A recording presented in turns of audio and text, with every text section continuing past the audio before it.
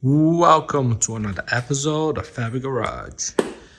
So I'm gonna show you guys my progress. So this week I got a decent amount of stuff done. First thing I'm gonna show you is the fuse box. So the fuse box is all wired. I have the feed coming right through there.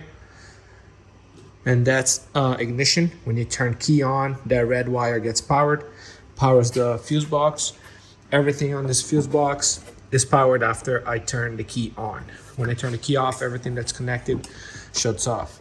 So right here, I have my distributor coil.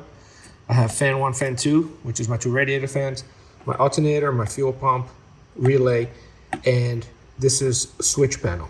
This 20 amp fuse is gonna power all the switches inside the car. So this is all done. This fuse box is cheap, but it's kind of cool because if the fuse blows, it'll actually light up the LED, which is kind of cool. So you got to hook up a ground to it in order for that to work, but it's kind of cool for the price you pay. So I got that done. I got all the wiring pretty much done. I'm waiting for more of that tape, the hockey tape. So you get harnesses like this. It looks a lot nicer. See what I mean? Like that. So I ran out. So I only had a few little pieces, so I just put it here just to hold it. But I am gonna make all the wiring look nice. Same thing in there. I'm gonna make all that wiring look nice. So that was that. Then I moved on to the alternator wiring. So the alternator was already mounted as of last episode, but the wiring was not complete. So if you have an NB and your alternator is basically computer controlled by the PCM, then I'll show you here. This is the wiring diagram, and I'll stand here for a second. This is the wiring diagram that you want. You're basically gonna go under your dash. You're gonna find these 3 wires here going to your PCM. You're gonna cut them. This wire is now gonna go to your green wire. So you're gonna buy a pigtail for a Ford alternator if you're doing the same setup. So this wire here, you're gonna connect to the green. So green is gonna go all the way to your cluster. Your yellow, again, the computer was the one who gave it power. So now you're gonna have it to a switched battery voltage, which I have. This is what I have going to my fuse box. So when I turn the key on, I get my switch and fused 12 volts. And then the white wire that comes out of this plug already comes with a little pigtail. This just loops right back and plugs into the alternator. And then all you have is your big white cable. That's basically the battery cable. It goes from the battery in the trunk to your starter and then to your alternator. That's your power wire. So this is all right. So just in case you want me to stay on that page for you to see the diagram or take a screenshot or whatever. So that's for NB2. It might be the same on NB. However, the wire colors on the PCM might be different.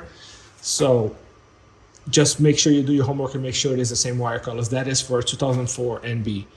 So after we got the wiring all done, I started up the car and charges a little higher than I'd like. I usually like to see 14.3, 14.5. This one is charging at 14.8. It's not a huge deal. I don't have a ton of electronics in this car anyway. All I'm gonna have is a radio. So I don't have anything that's like sensitive to slightly higher voltages. But 14.8 is slightly high. So I'm gonna see how that goes. Run it for a little while and see how it goes. But maybe the alternator is just putting out a little too much, but we'll see. So I have the battery on the charger right now because I've been starting the car on just battery juice and the battery was getting kind of low. So I have the Drucker charger on the battery right now. It is an AGM, so you got to charge it a little slower than you would with a regular battery. I have it on the AGM setting, so I got that done. So charging system's all done, and 90% of the wiring is done. I just got to make it look nicer. Obviously, put the belt on. I ended up going with a 6PK 1250, even though I measured a 6PK 1240, because when I measured that, I put tension on the wire, and I figured it would be very tight to get that belt on because I have no more adjustment to bring the alternator in. So I went with the 50 because it's only 10 millimeters longer, and I have a ton of adjustability to tighten the belt. So, and that fit perfect. So the belt is on. I took this bracket out. There's a idler bracket that I made, painted it gloss black, bolted it back up with Loctite on the nuts. So that's done. Belt alignment's perfect. Ran this with no problem. The belt's perfectly straight, so that worked out really well. Obviously, you see I got my silicone hoses, so that came out pretty nice too. These are, again, I mentioned this in my last video. If you're doing a similar setup and you're going to be using an upgraded Miata radiator like I'm using, then all you got to do is order a hose kit for a Fox Body Mustang. So that's what I did. This hose here did come out to about right here. I had to chop about 5 inches off. And then what I did was I just went online and I ordered an aluminum coupler, I guess you can call it. It's 32 millimeters. That's the ID of these hoses. So when I measured to cut, I already figured this distance here, and I added that to what I was gonna have to remove, and came out perfect. And not only that, but I have a Miata stock coolant temp sensor sender screwed into it. Now the threads that came with this, it does come with threads, but it was the wrong threads. For the Miata 3-pin, this is a 3-pin. Unlike the older ones had 2 pins. This sensor here is 2 sensors in one. So one sensor used to go to the PCM and give the PCM the coolant temperature. And then the other one is a sender that goes right to your cluster, and that's what gives you the gauge reading. So because I'm not using a PCM, all I had to do is hook one wire, which is, let me see if I can, let me find the wiring diagram and I'll show you guys, just in case someone wants to do the same thing.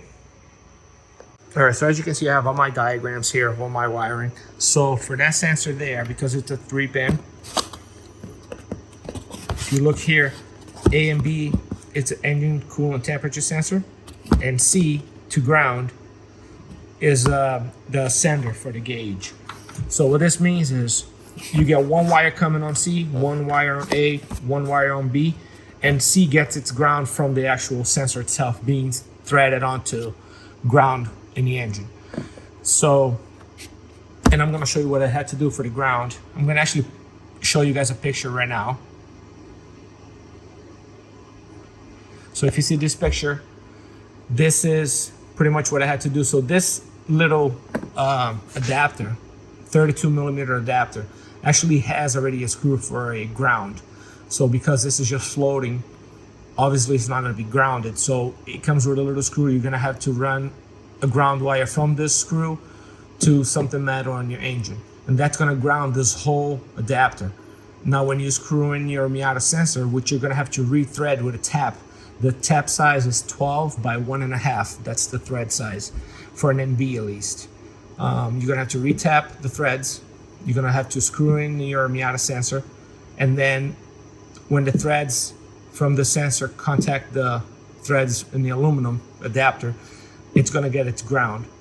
And then all you have to do is hook up C, which is your sender, which is this wire here. So when you're looking at the pigtail, you're gonna see 2 on the top, 1 at the bottom. 1 at the bottom is most likely gonna be a yellow wire. That wire is gonna connect to the cluster. So now if you look at the wiring diagram here, this is your instrument cluster. You're gonna wanna find, this is for my NB, which is an 04. You're gonna have to find a purple wire with a white stripe. And that right here goes to the engine temp sensor. So that's what I did, and my gauge works perfectly. What I did to check was I turned the key on after I wired it to this, and I did not have the coolant hose fully on. I took a heating gun and I started blowing hot air at the sensor with the key on, and I was watching the temp gauge go up. And then as I took the gun away, you could see the gauge slowly come down. So that's how I know it was working.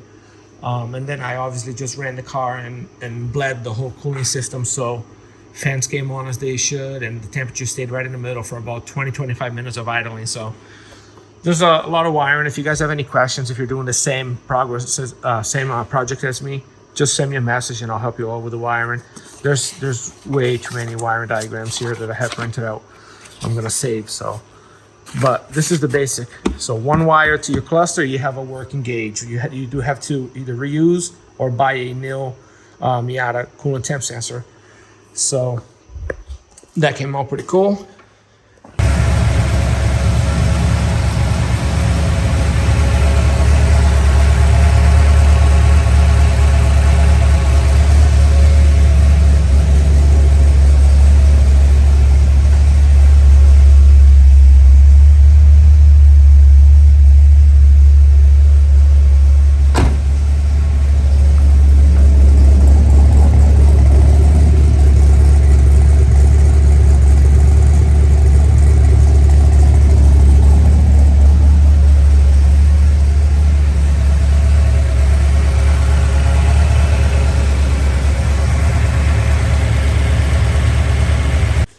So I ran, as you guys saw, I have one of these funnel things, and it comes with a bunch of adapters and a cap and everything.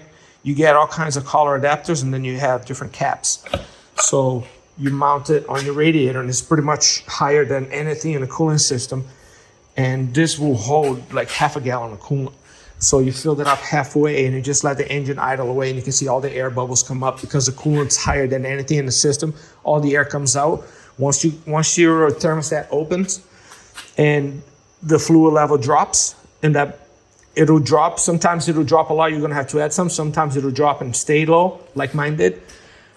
Fill your hoses, make sure your thermostat open, both hoses are hot, your fans kick on. Once your fans kick on, just let it idle for about 5 minutes more, and you can take the adapter off, which has a plug.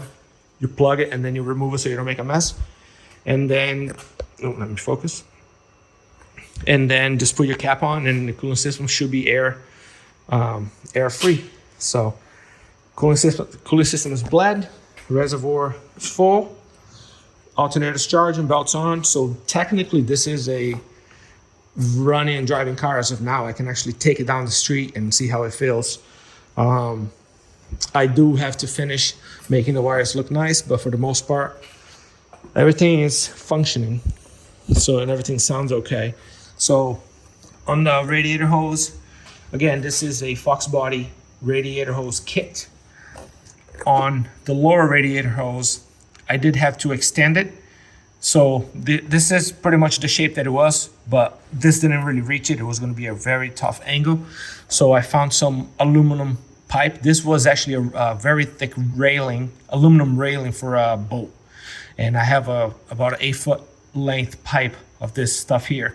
And it just happens to fit perfectly fine inside of the hose here. And I put 2 clamps. And not only that, it's chrome. It kind of goes with the theme, and it works perfect. It's nice and thick aluminum. I think that's about 1/4 inch thick. It's pretty thick. It is not thin pipe at all. So that worked out perfect. I actually have a piece here, I'll show you. Maybe not quite 1/4 inch, but it's pretty thick aluminum pipe. So I polished it up and I used a piece of it. So that worked out good. Everything lined up perfect. Plenty of room. So yeah, this is coming along very nicely. I want to show you one more thing, and it's the switch. I did buy a radio, by the way. I bought a radio that it's like not really a DVD player, but the screen comes up. So I'm gonna mount it on the top here. So this, I'm gonna have it mounted here. I'm gonna make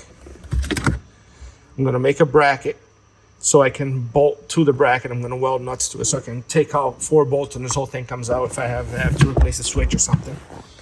So, and then over here, I'm gonna have a single DIN radio, and it has a 6.5 inch screen that comes up.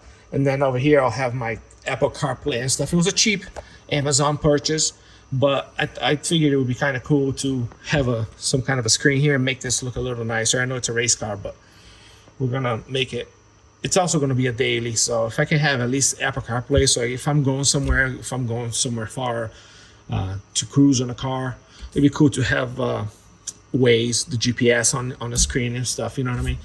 So another thing I did that I came here to show you was I heard some stories on these switches here. Some people have good luck with them. Some people don't. Some people say, oh, 4 of mine who were working, one stopped working. So they're easy enough and cheap to replace, but I did not want to mess with this for my fuel. So if I'm going to have a switch inside the car to turn on fuel pump, I really don't want it to be a cheap switch. So I was like, Jesus, do I really want to do that? Maybe I should just run a toggle switch that it's better quality just for the fuel pump. And then I can have all the stuff like the fan and stuff on this, and it should be okay, hopefully. So what I ended up, I was in the car and I was thinking, and I was like, I looked over and I saw that I have an extra switch here. This used to be cruise control. So I was like, I have cruise control. So I went on the computer, pulled up the cruise control wiring diagram, and I figured out which wires did what. And I actually put let me see if I can show you. I put a little label that says pump on it from the kit that came with these here. I got a whole piece of paper with sticky what do you call labels for this, and one of them said pump, so I put it on here. I wired it up, so now when I haven't pushed this in yet because I'm gonna put LED bulbs in here, so when I turn this on, this is also gonna get LED. This is all gonna be light up nice and bright red, and instead of lighting up orange like it is now, it's gonna light up red too. So I'm gonna change the color on that. But this is for my fog light and that's for my fuel pump. So I come here, I turn my key on. If the switch is pressed down, I have fuel pump. If the switch is up, I can turn the key on and do whatever I want with the key on, and not have to worry about the pump constantly running. So the reason why I went with this is because this is an OEM switch. It was for cruise control, which means it wasn't used very much. So the inside contacts are probably really good shape still, because who the hell uses cruise control? So I feel more comfortable having an OEM switch control my fuel pump, because that's something that can leave me stranded if I just use it cheap, you know what I mean? So the fan, again, and that's another thing that I should have on a good switch, but I'm hoping that this will be fine. The fan is not really getting power through here. All the switch does is give it ground. So I have a ground wire going to the switch, from the switch to the temperature switch. That's it. So all this is doing is giving ground. So hopefully it should be enough to do that. If I have any issues with it, I can always unplug it and delete it, put a toggle over here somewhere on the side, and leave the fan and the pump on the side, and then I can just use this for stupid little things, LED lights and stuff. But we'll see how that plays out. But that's the plan. I plan on mounting this here. I didn't spend too much time on mounting the switches because I wanted to get the main things done. So cooling system is pretty much done. Gotta make the wiring look nice. Alternator's done. We're getting pretty close to taking this for an actual ride. So just wanted to show you guys the switch. Came out pretty decent. It works. As I told you guys, I have the battery on a charger. So pretty good little charger. Bought this at Harbor Freight, and it does AGM, does gel, does acid, non-acid batteries, all different settings. You get 2 amps, 8 amps, and 15. It's pretty good. It's about 40, 50 bucks, I think, on sale. So, but yeah, she's coming out. Okay. Another thing that I still have to do is put my 2 new calipers on the front. Haven't even touched them yet.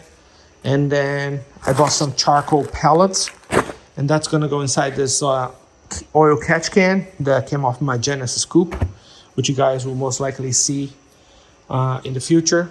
I also have a 2013 Genesis coupe that I play around with. I got my truck, so you might see that on some of my videos too, doing oil changes and stuff. The truck is a 21, so you're not gonna be seeing any kind of repairs or anything. It's a Ford, but anyway, this is an oil catch can that came out of my Genesis Coupe, and what I'm gonna do is I'm gonna fill this with charcoal pellets, and then these two inlet and outlet, it's gonna connect to this breather here. And I'll explain to you on the video when I do the tank ventilation. So you have to vent your fuel tank in the Miata so you don't build pressure, because you deleted all the evap stuff that used to vent the fumes for you. But if you just vent it to the atmosphere, you're gonna smell fuel. It has to go through some kind of charcoal canister. So right now the way I have it, it's just going through a paper filter, which is factory, and then coming right into the trunk. But surprisingly enough, I don't get any smell on the trunk. And this was somebody that figured it out that it works. And I got no fuel smell at all in here, which is insane. And I don't really get any fuel smell outside the car either. But to be extra safe, I'm gonna run the hose that connects to that. I'm gonna run it through the catch can. It's gonna go through charcoal and then come out through a little filter to the atmosphere to vent. So it'll be just an extra layer. I had this laying around, so I'm gonna use it. But when I get to it, I'll show you guys. This is later on. So that's pretty much it for this week. I'd say I did pretty good, because all I have to do now is get the calipers on and pretty much put the bumper on, get all the lights working. I got to replace a couple of bulbs, but other than that, I should be able to just take this thing down the street and shouldn't overheat. It should be pretty good. Two things I have to do still before a test drive though is I got to set the ignition timing, which I have here marked. See, I don't know if you can see that. I marked it because I had to remove the distributor to install that fitting, and I wanted to put it back in a position where I know it runs. So that way I can start it up, warm it up, and then as you can see down there, the arrow, I can get the timing light and set my ignition timing. Once my ignition timing is set, I'm probably gonna adjust the carburetor. I'm gonna get an air fuel ratio gauge, hook it up to the exhaust, and I'm gonna try and fine tune the carburetor, because this carburetor, I think it's running a little richer.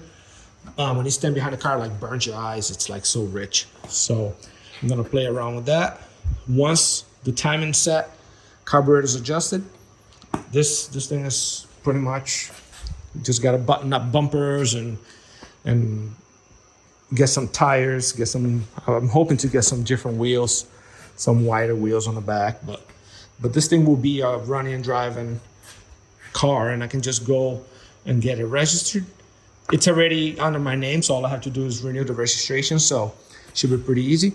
Put this back on the road and make a video of going for an actual first ride. So stay tuned. It's coming out pretty good. And don't forget to subscribe, share with your friends. Anybody that might have interest in something cool like this, let them know so they can subscribe to the channel. I really appreciate every one of you that are watching my videos and commenting and asking questions. It really means a lot. So we'll see you guys on the next week and see what that week brings. Take care, guys.